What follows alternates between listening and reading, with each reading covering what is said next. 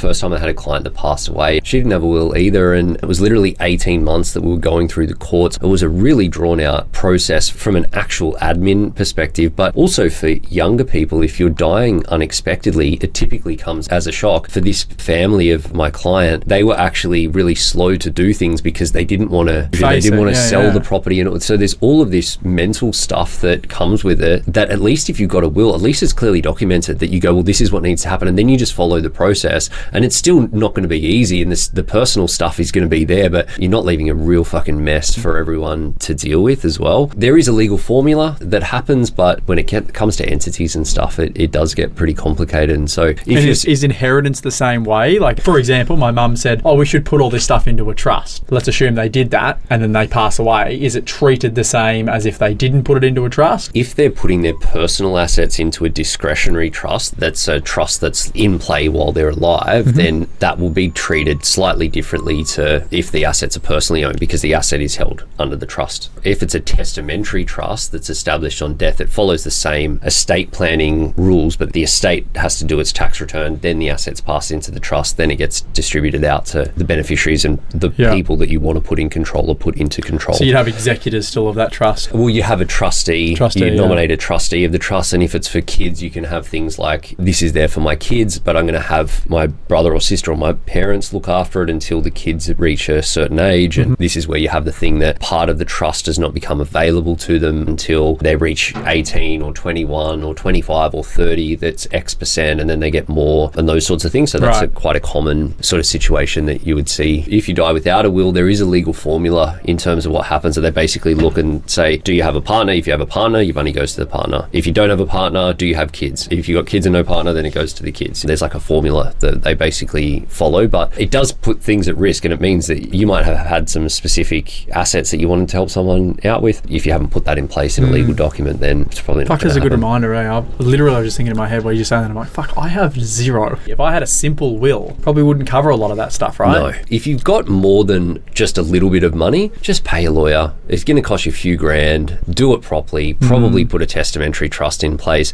It's the sort of thing that if you're deliberate with when you set it up, you shouldn't really need to change it too much unless something significant happens. Some wills are negated by events like marriage, for example, but if you're contemplating marriage, you can put that into a will, and therefore it's not nullified basically when you get married. If you put it in place, you don't need to review it very often, and then at least you know you're not leaving a huge financial and admin mess for everyone as well.